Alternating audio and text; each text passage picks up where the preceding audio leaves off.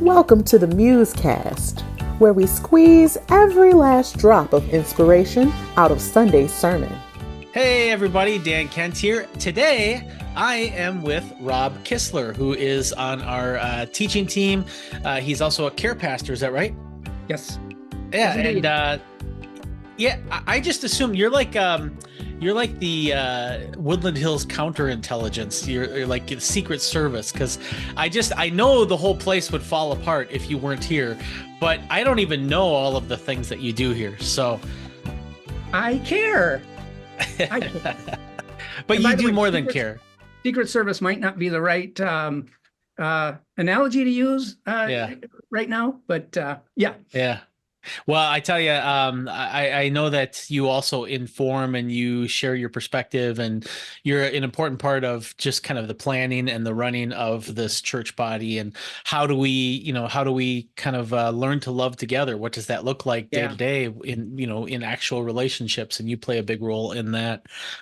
I have to say that I'm a little distracted by that picture behind you. What is that? Oh, wow. Okay. The shortest story I think that I can do, Dan, is you obviously are familiar with cataphatic prayer, where we go into a space and be with Jesus. When I first started doing cataphatic prayer, there's a dock on the corner. This is a dock, and it's our family cabin when I was a little boy. And so Jesus and I have hung out a lot on that dock as an adult. And so that's what that picture is for me. That's it's beautiful. Our family cabin. And we don't have, Dan, we don't have windows in our offices here at the church. So that's my office window. That's a good window. Yeah. I've got Columbo looking into my window, so it's a little different, but that's right. So don't do anything shady, or Columbo will be all over you. That's right. Yes.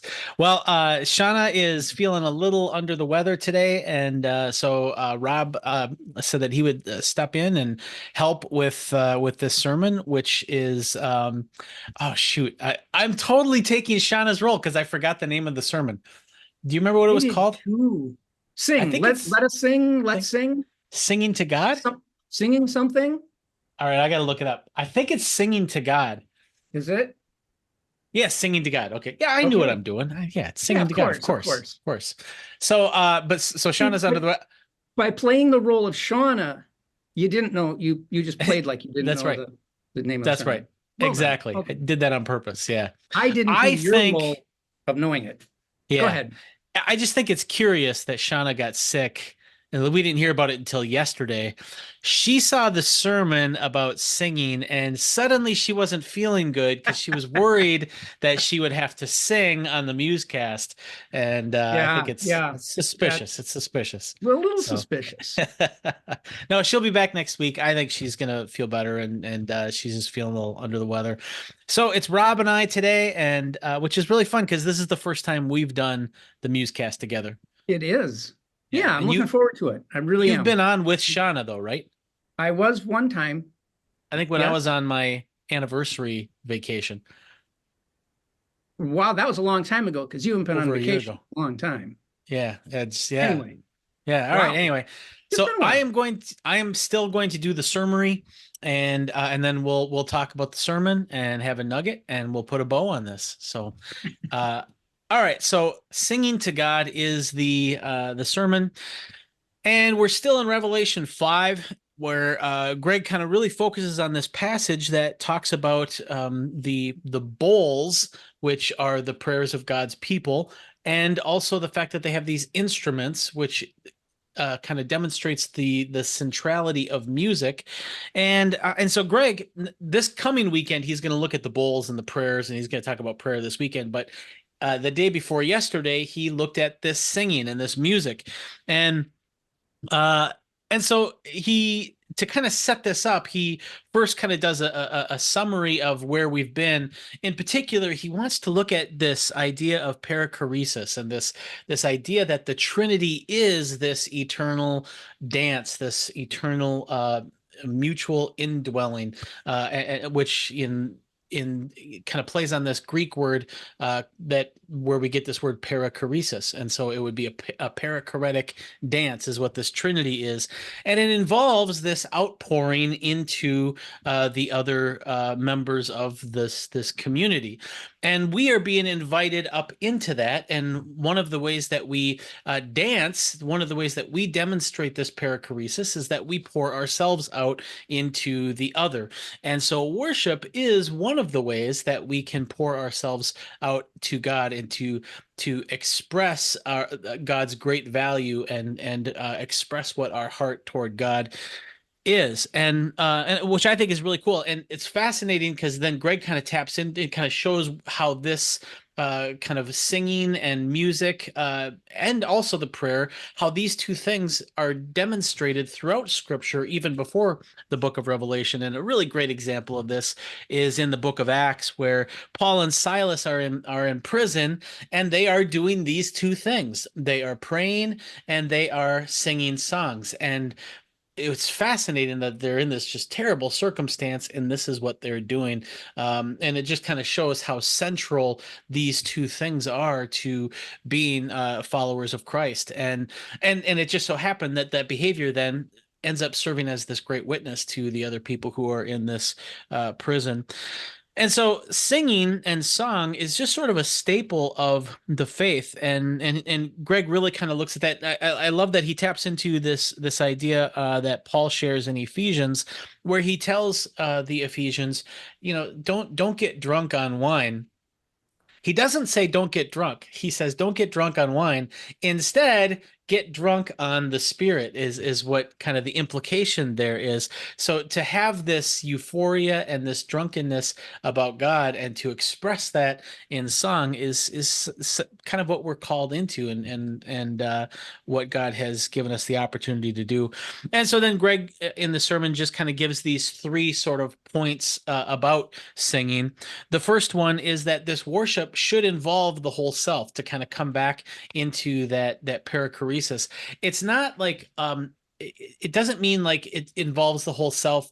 It's not like a measure of our enthusiasm or our frenetic behavior or anything like that. It's a matter of our full devotion. It's our whole being, where we are devoting our whole being to God, and that is expressed in song. But it's not about us, so we don't want to be a distraction or anything like that. It's about God, and I think that's an important kind of point to start off with. And then the second kind of point that he wants to make about singing is that it should be part of our whole life. It shouldn't just be something that's part of our Sunday service. Song should be something that we express, or making a joyful noise, Greg says, should be something that we do all the time if we are able, to the extent that we are able. And so he shared some examples of, how singing used to be just a core part of community and how we've sort of lost that. But what we lose in the process of losing that is we lose this kind of immediate kind of sense of gratitude, this immediate outlet to express gratitude. And of course, like all virtues, gratitude feeds on itself, and the more you express it, the more you feel it, and the more you feel it, the more you express it, and the more full your life becomes. And so if we cut off that avenue of expressing our gratitude, well, we really just kind of hurt ourselves. And so Greg encourages us to try to integrate this teaching during our day-to-day life. And then the third point, which you and I both appreciated, is that the quality of the singing and the noise doesn't really matter so much. And it's really just what our heart posture is and what our intent is. And then at the end of the service, he sang the doxology with the congregation. And I thought that was a very beautiful way to end the service. So that is my summary. What did you think of Greg's sermon, Rob? Yeah, Dan, it's interesting. This is always where you and Shauna hand it back to Shauna, and you both say, "Wow, it was an amazing message," and it's like, well, are they all amazing? but this one for me really was. When you asked me to be a part of this today, I was like, yes, because there was something really timely. There was just something really about the message that really hit me. The importance. I wanted to just hit real quick. The thing you said at the end about the doxology, Dan, you and I were in a meeting that Greg was in yesterday, and I shared with him. I thought it was a very creative way for him to end the service by having us, because the worship team has already like moved on, and for them to come back up wouldn't have been plausible, workable. And I'm sitting there going, how's he going to apply this? Well, he had us sing the doxology, and it was like, I'm just like, wow, that's great. Brilliant. Yeah. And when we sang it once, and then he kind of said, now once with your whole heart. And I know that wasn't, I watched it again online. And boy, all you hear is Greg, which to me is like brave on his part, but you're singing solo a cappella. Way to go, Greg. But in the room with the body, that second time, it did feel, it felt different, more majestic, more worshipful, and it was just really beautiful. I really appreciated what I took away was the importance of singing with other people, and the importance of that corporate worship, because I've not ever really heard that explained well, and I felt like he did a really nice job of unpacking this singing together and the value of that. I thought that was really, really helpful. Yeah. Can I add as well, one of the more moving parts of it for me was when he put the picture up of the granddaughter's picture of Shelley. Yeah. And it looks just like Shelley too, by the way. Oh, it was spot on. Yeah, right. Yeah, I mean, we all know what Shelley looks like now. But it was beautiful, like that she sees grandma as a heart.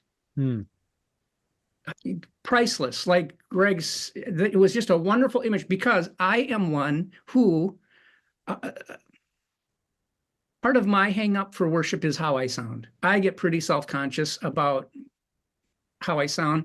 Not so much, I can be demonstrative, okay, but anyways, so I feel like that little 3-year-old drawing a stick figure of worship to God. And so that was super, super helpful for me to connect that to how God takes my creaky, not so wonderful voice, singing voice.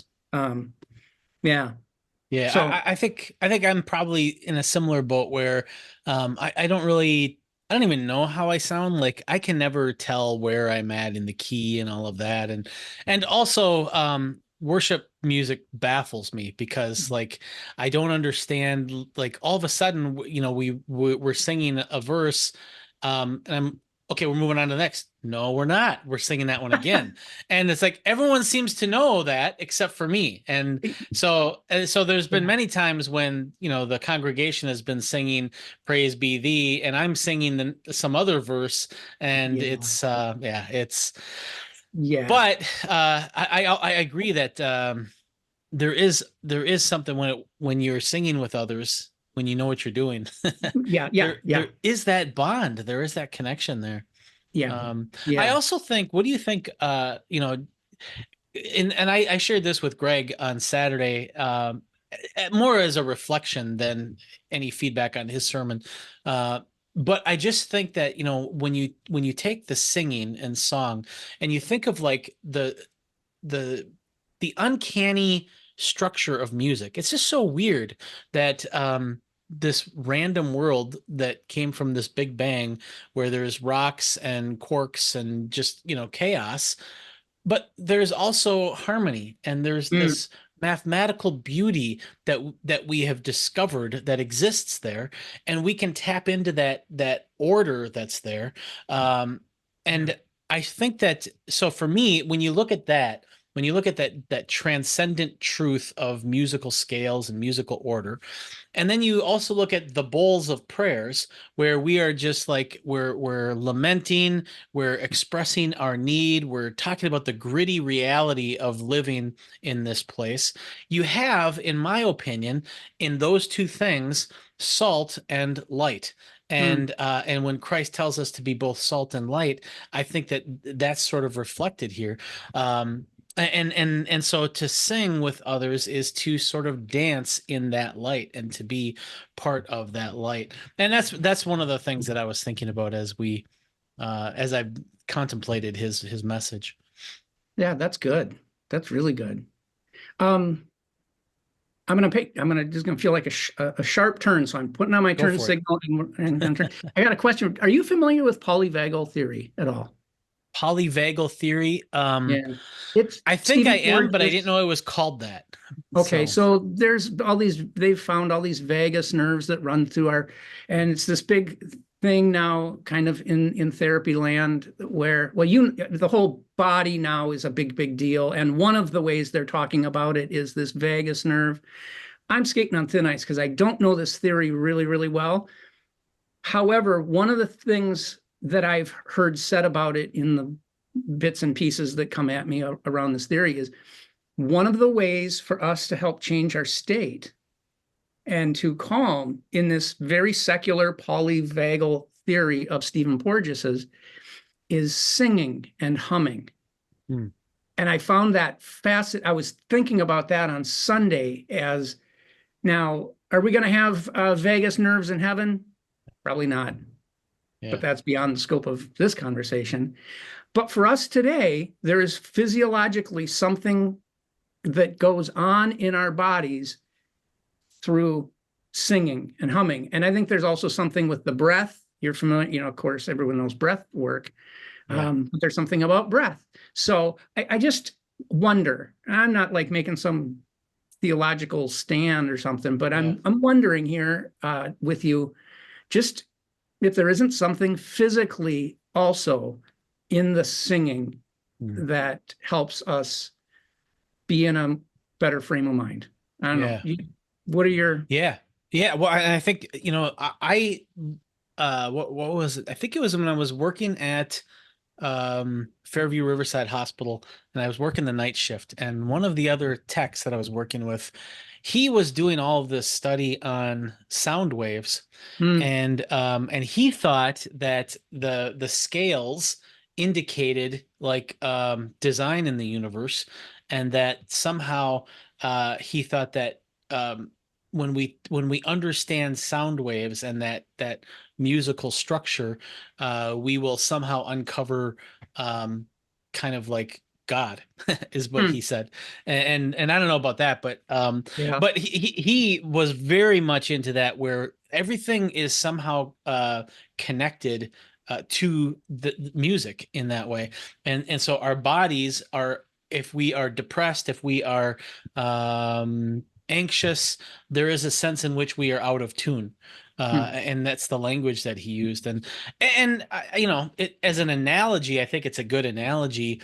I think there's got to be more to it than that, because I think the reason why we're depressed and anxious is because there's an enemy that controls God's creation, and there's death and suffering and all of that. And so I think it's not about being out of tune. It's about being in a war zone. But I still think that you're right. There's something there about it's not. I don't think you can use it as a prescription or as a prescription. It's not a prescription to solve our problems. I think it's a description of what shalom looks like when we are singing and we are in tune with God. That's what shalom will look like. And although we are going to be dissonant and out of tune while we're in the war zone, we can have these moments of connecting to that kind of ultimate throne room that is talked about in Revelation 5. That's maybe how I would say it. We're both kind of spitballing on this, but how does that hit you? A little bit. Well, I also think that we're called to kind of bring heaven to earth in some ways. And I think Greg was hitting on this when he was talking about setting your problems at the door, that kind of thing. Like, we can be in a war zone and choose to worship and praise and pray to God, thankful prayers, joyful prayers. And so it can be a choice in the war zone, and that's us kind of bringing the kingdom to this earth. Sometimes it can be through singing, which can look cliche in one way, but really worship as warfare, I think, can be a very real thing. And I think that's what Greg was trying to tap into with that daily singing, his effort to get us to kind of think about singing on a more daily, regular basis. I think that's right. You know, I just thought of this. One of my favorite things, like the Lord of the Rings, the trilogy, the movies. I remember, like, you know, it was good, and I liked it, and you know, it's big and it's epic and all of that. But in the third movie, what really struck me in that movie was all of the singing.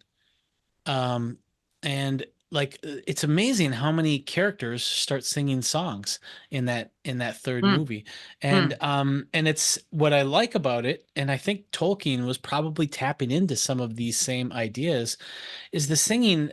Just from a pure kind of musical analysis, it wasn't very good, but it was so real, and it was so beautiful in itself. And and there's like this vulnerability in singing, where this is my voice, this is what I sound like, and that is a scary thing, but it's also, it is an expression of you. Nobody else has your voice. Our voice print is so unique, and to be able to use that, there is something really intimate about it. That's what I would say, is it's very intimate. That's a great word for it. Great word for it. And that's probably why a lot of us don't like to do it, because we don't like that intimacy. And a lot of us are really protective about, I don't want to be intimate with strangers. I don't want to be intimate with such a big crowd. And so there's that. I think that's part of this, the resistance to it, maybe. I think you're spot on. I had not ever thought of that word intimate before, but you're right about that. And it's interesting you say that, because I was thinking about a time, my most worshipful moment, and I'm like, gosh, do I want to share that? Because it feels very, very intimate. I'll just say at a really high level, like, it was many years ago at Church of the Open Door, and we were singing a song that had something about bowing down before him in it. And I just, as discreetly as I could, but just chose to physically bow before him. And I'm in the middle of church, and it was one of those just really, really, really moving moments of worship for me. And it's very, very intimate. And why do we not want to share that? Yeah. Anyway, interesting. Well, cool. Let's see, what time is it here? Let's see, Shauna's normally do. Yeah, it's time. It's time to, like, I'm lost without Shauna. So I need, You're doing great. So I think it's nugget time. Now, have you done the nugget dance? Or is that something that you can do? I will try. I will. Well, it's not exactly worship, so I can't call it intimate, but and it is nugget time. So let's do the nugget. All right. Let's eat our nuggets. Hey, that's good. That was good. Would you like to share your nugget first, or should I share mine? You have locked me up on that question. Well, you're the guest, so you get to choose. I am. How about if I share mine, and then you can truly put the bow on it by sharing your nugget. And so my nugget is kind of a word of encouragement to those who are struggling. And Dan and I are in that camp. Like Shauna will get up afterward and she'll be like, "Woo, I'm out of breath because I've been, well, that I don't think you'll hear Dan and I say we're out of breath when we get up after a worship set." I want to encourage people, if it feels awkward, that's good. When I'm working with couples and they have this really bad pattern going back and forth, and we're able to kind of break into it and coach them into some more kinder ways of speaking to each other, they almost always will at first say, "This feels awkward." And I always will say to them, awkward is good, because what was comfortable is not working. To them, I'm like, it's killing you guys. But for us, it's like, wow, it's not helping us move closer to the Lord and living in the joy that he has for us. And so let awkward be okay, but press through it and continue to enter into worship with the Lord. And I would encourage you, like, go create a playlist on whatever music service you like. Create a worship playlist. Find the radio station if you still use your radio in your car. In the Twin Cities here, we have 3 different options for worship stations. You can do it. So I just want to encourage you to let it be awkward, but continue to press through. Maybe start to physically express yourself in worship on Sunday morning. And yeah, it's going to feel awkward at first. It for sure did for me. It's not so awkward for me now. So that would be my nugget, just to encourage people to press through that awkward feeling in worship. That's great. I think, and you're right. I mean, if, it's a lot of times what's comfortable just simply doesn't get us anywhere. I mean, that's we get in a rut of ourselves and we don't grow in comfort. We grow when we're challenged. And I think that's right. That's good. Yeah. Yeah. I think related to that, my nugget has sort of evolved after our conversation here. I want to build on what you're saying. Is like, what is it that keeps us resistant to kind of expressing ourselves and singing, and just keeps us from that intimacy that God invites us into? And what is that awkwardness, and how do I push through? And I think part of that is trusting. The more we trust in our beliefs, I think is part of it. The more we trust those around us, that we can be ourselves around them, I think that's part of it. But another thing is what the Apostle Paul said. He said, don't be drunk on wine, be drunk on the Spirit. And what happens when you're drunk? You lose your inhibitions, and all those things that keep you from expressing yourself go away. And you do things when you're drunk that you normally wouldn't do when you're sober. Okay. Now, if you're drunk on wine, you're going to do things that are probably destructive. But if you are drunk on the Spirit, the idea is that you will do things that will foster your intimate connection with God and with your fellow believers. And so my nugget is to just think about, are you drunk on the Spirit? And it's like, how does one get drunk on the Spirit? And I'm sure there's probably a lot of kind of angles to that. For me, where I feel like an enthusiasm and like a vigor about my faith is when I contemplate the reality of God, the reality of the God expressed in Christ, who loves me in this kind of random universe, still has this love for me, and just the hope that I have in Christ, and just how intoxicatingly different that is from what the world without God has to offer. In my mind, when I see what the world is without God and just how empty it is, and then I contemplate the truth of Christ and the truth of God and the truth of the Spirit, that is, for me at least, what starts to kindle that intoxication for God.